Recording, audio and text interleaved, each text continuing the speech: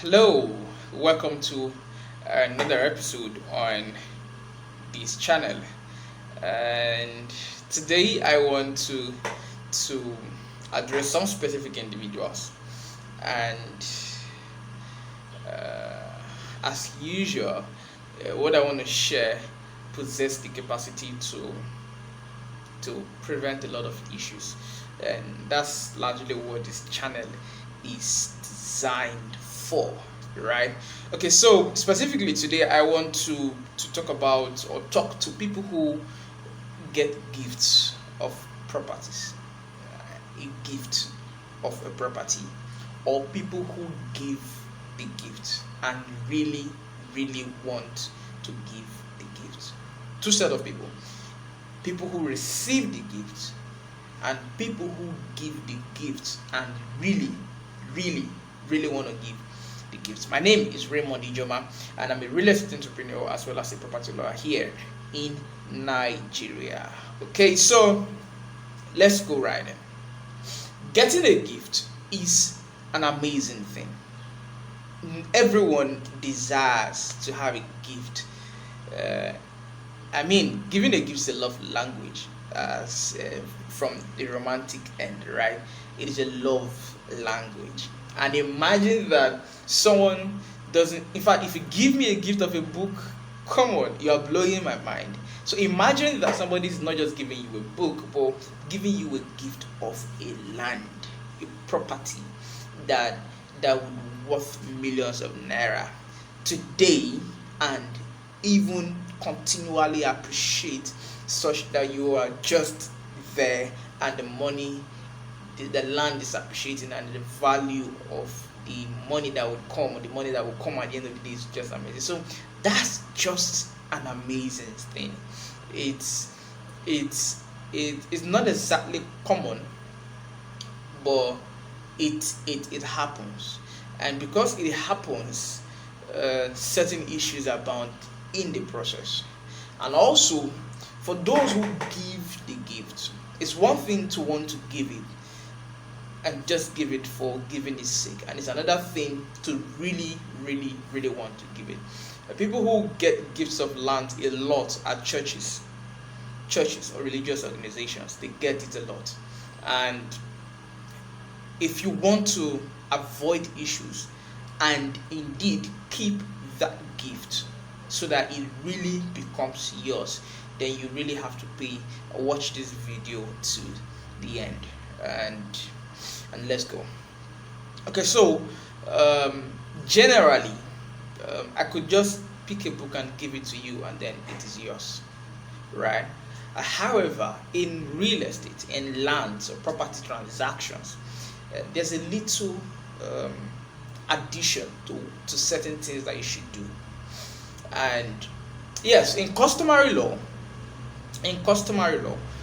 for you to give a gift, certain things are just generally expected. A witness should be there. You should really want to give the gift. Person takes possession and all of that. That constitutes a solid transfer. But I always talk about this. I get to say this a lot. This is the 21st century, and you don't want to rely on customary laws. Trust me, you don't want to rely on customary law, because anyone could just be paid some money and it decides to say, "Oh, I wasn't there.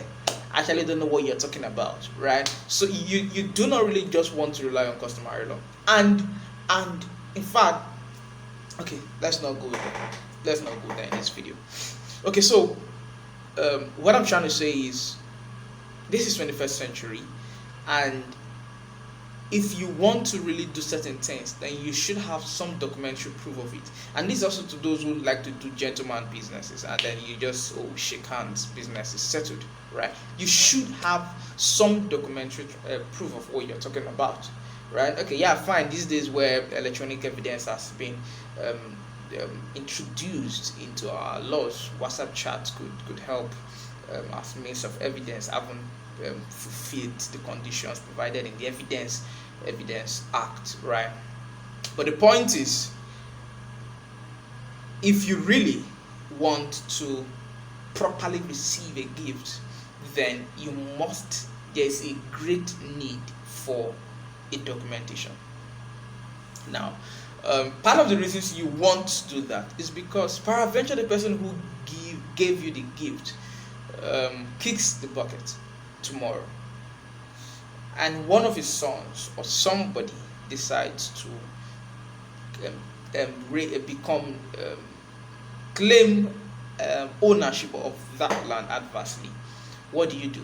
What exactly is your proof that the person really gave you that property? You get the gist, right? So, in as much as the person had given you the gift and you were so excited about it, the excitement that comes with this is amazing, such that you don't even have the nudge to ask the person who gave you the gift to sign it. It's not like you're, and this is me talking to those who give the gift. When someone demands that a document should be put in place to evidence the gift, a deed of gift or something, it's not that the person doesn't trust you, right? It's not that the person doesn't believe you. It is simply that if indeed you are giving that gift to that person, then you should do it. Because after you die, with respect, after you have lived your life, an amazing life, and you transit to heavenly abode, you may not be there to say, yes, I gave the gift to her, right? So if indeed you are giving the gift, then it makes sense to have a documentary proof of that with witnesses signing. So that way, it is no longer a customary issue of, okay, he was there when I gave him the gift, but no, there's a documentary proof. And like I always say, a document proof, the document speaks for itself. You just present the document showing that this person indeed was there, or did. In fact, for such things, I would, if when I'm doing it for a client, I do up to like 3 witnesses to evidence that transaction, especially when maybe it's a family related issue, right? So that really has to be done in that regard, so that the giver and the receiver has some level of proof and protection. Because by the time, in fact, even when the receiver, in quotes, is no longer alive or something, or maybe it dies or something, there also has to be a proof that maybe his children, they are not aware, or he just tells them that, okay, this man gave me this land, and there's no proof of the fact that he gave you the land. So there's a generational issue that is established, and of course you know that real estate can be inherited, real estate can be transferred from one person to another, right? So there's a generational issue that you are creating.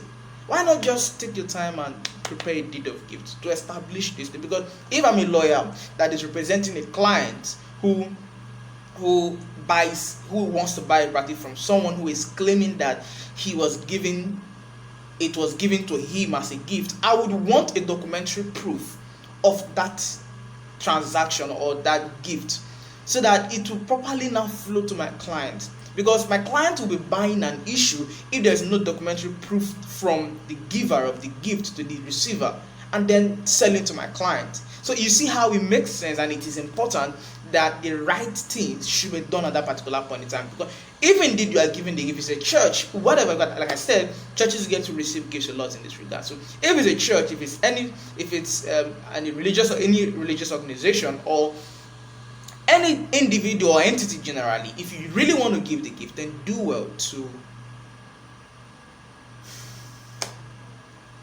document it. Do well to document it. I think that's pretty much what I want to talk about in this video. That summarizes everything I want to say in this video. If you really want to give a gift, document it. If you want to receive a gift, then ask the person if you want to probably receive a gift. Because I think I should bring that in. There was this judgment that sometime this year I read the judgment, and the person who was given a gift, there was no documentary proof as per a deed of gift, and then the person went ahead to survey the land and built on it. Years later, the person who gave her, it was a lady, gave her the gift, died, and the son came out like, my father didn't give you the gift and give you any gift or give you the land, and that the land belongs to him as a first son. And long story cut short, the lady was tendering a survey plan, as title, and the court told her that a survey plan is not a title document. Yeah, it isn't. And the truth about it is, there was no proof, no witnesses under customary law, and no documentary proof of the fact that the man gave you the gift. So property had to go back to the son, to the son, and that's it's sad. She may have been telling the truth, but there's no evidence, there's no documentary proof of her truth, right? So I think that's basically it. If you are wise, yeah, you are wise. So do the right thing at the right time before you mess it up, before it becomes a bad case or a bad situation. Yes, if you have any question in this regard, or for further inquiry, do well to check out the number on my cover page, or drop a comment. Also, if you have questions, do well to drop a comment, and if you like it as well, let me know in the comment section, so that I would have one other reason to continue this. But even if you don't, I already have so many reasons to continue doing this. And then if you have not subscribed to the channel, do it to subscribe, turn your notification, and always share information like this with friends and family, because you certainly got value from what I just shared, and because that if this information helped you, it certainly has the capacity to help another person, another family, or prevent big time issues that could cost them several millions. Okay, so on that note, we'd call it a day, and I'd say bye bye.